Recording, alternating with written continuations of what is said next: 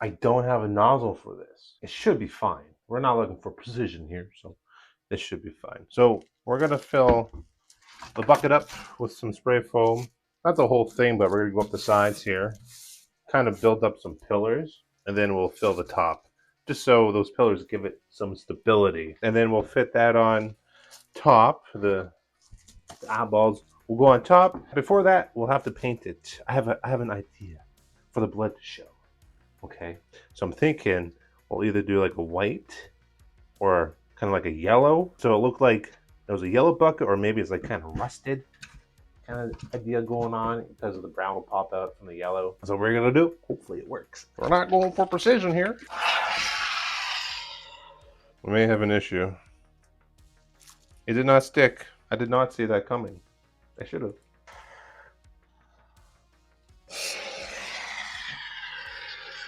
Stay. Don't you dare. This stuff also works great for adhesive for film. If you guys try and build something with foam, there you go. That's what we got. Just gotta let it set, and then we'll build up around there. I don't think this is gonna work, but I have another idea, and it involves paper, stuff it full of paper up to a certain point. So it has a bit of cushion, a bit of backing, and then I can just spray the foam on top to make it like a nice little platform to put the eyes on. So I think I got some paper down here that we'll use. Usually I use this paper for sculpting, but this will do the trick. So we stuffed it up a little bit, and then we're just going to spray it on top, and then it'll create a nice surface. And if it gets too much, we can flatten it out just by cutting it and sanding it down if we need, which this stuff is really great for.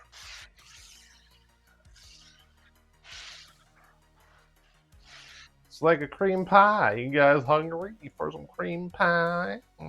Now we just gotta wait for it to set up.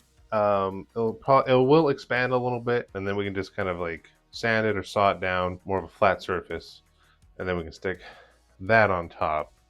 If anything, we could probably use the foam as an adhesive to glue the eyes down. But now we just gotta wait.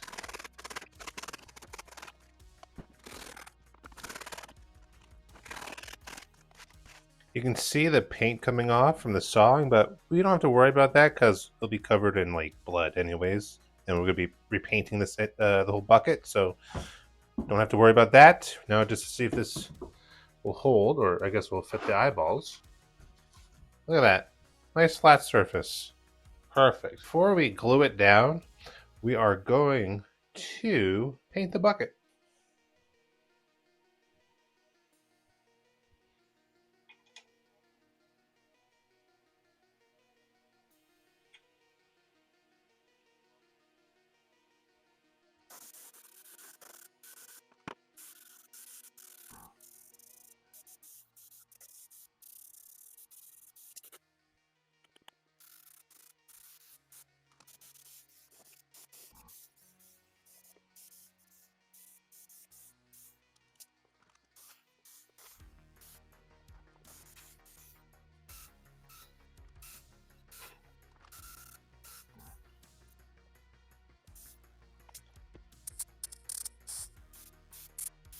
All right, there we go. I wanted to have it like kind of like dripping down almost like there's something in this bucket prior to the eyeballs.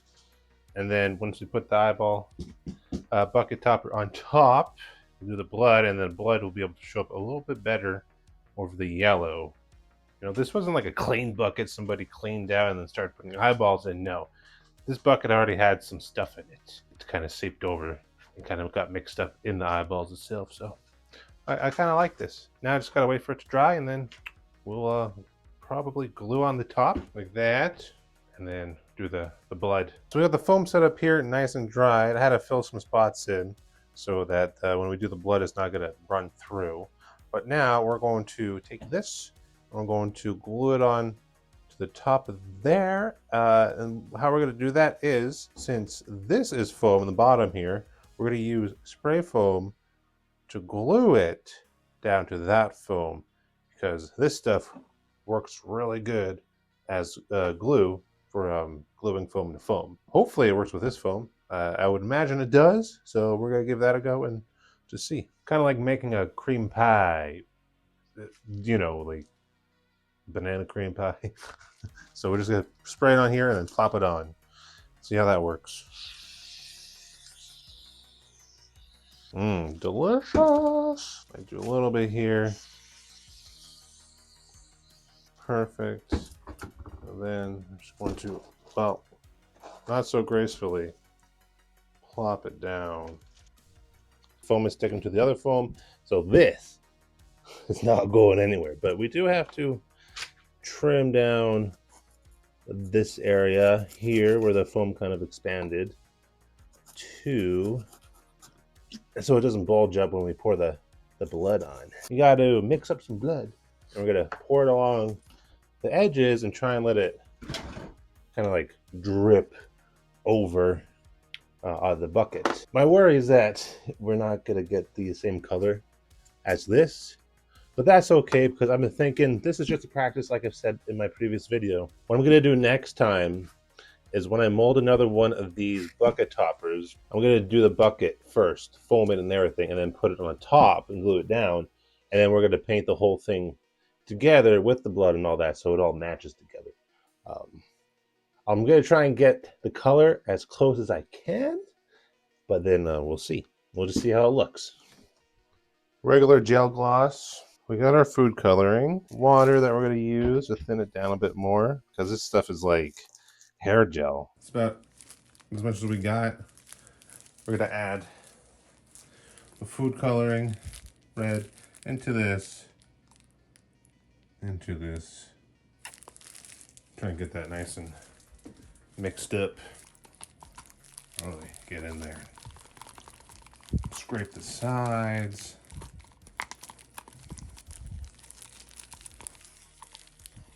Blood. Oh my gosh. So I put some black acrylic ink to try and match the color a little bit better and put a lot of water in it, so hopefully this works. But I'm gonna use a spoon instead of pouring it. I'm gonna use a spoon to kind of like put it around the edges and try and drip it down and stuff. Oh.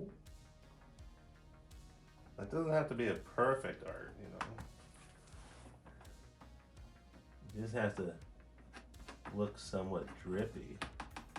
You know, sometimes the messier the better.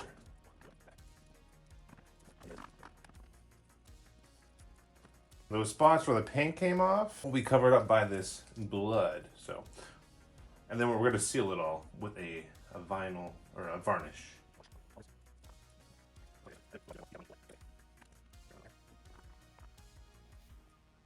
It doesn't have to look neat, right? Because this is like a bucket of eyeballs. So like the messier, honestly, the better it's going to look. You don't have to make it super perfect, because the more perfect it looks, I think that the less real it's going to look. You know, it's not going to have that same appeal to it. So then take your spoon, nice and bloody, and we're just going to flick it. If you don't want to use your spoon, just get your hands dirty. Get it right in there and just flick it. Yeah. Just get it. Oh.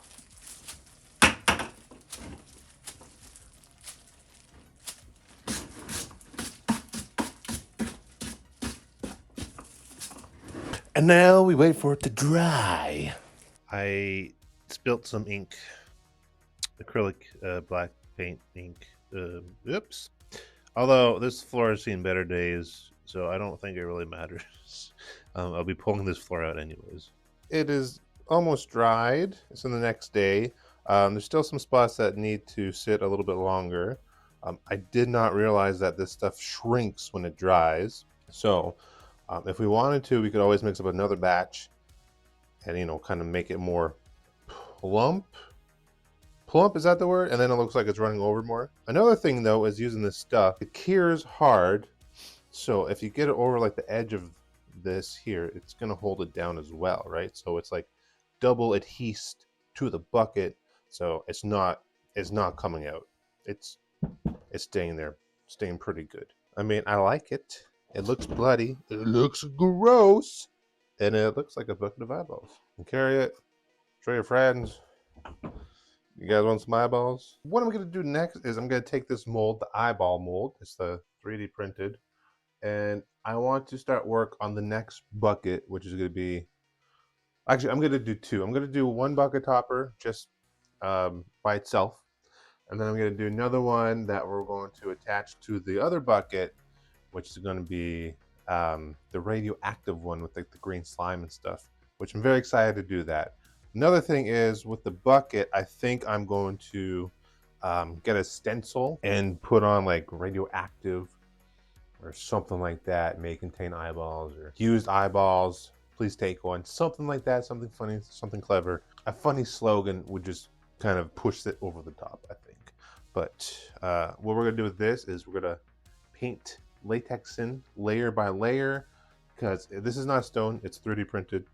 If it was plaster, then we could just fill this up with liquid latex and just let it sit for about 30 minutes, pour it out, I let it dry, and then we'd have one. But we got to do this layer by layer because this is a 3D print. Will the next video be with the bucket of eyeballs? I think I might do that in my off time. I'll probably like film some stuff for it here and there.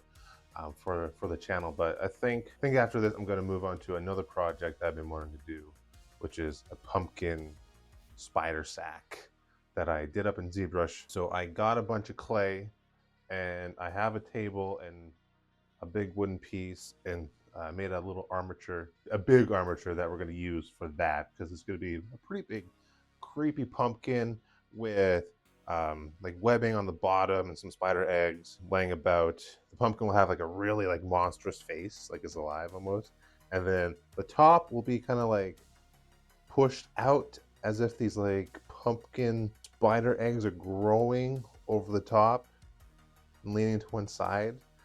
And then with that, down the road, I do want to do my own giant pumpkin spider prop. Hence why I'm just starting small, starting small with that, and then we'll build up to a bigger prop that will be fully sculpted and then latex and foam filled and all that, so it'll be very durable. Be sure to like the video, subscribe if you've enjoyed the content here, and be sure to leave a comment of what you think about the eyeball bucket.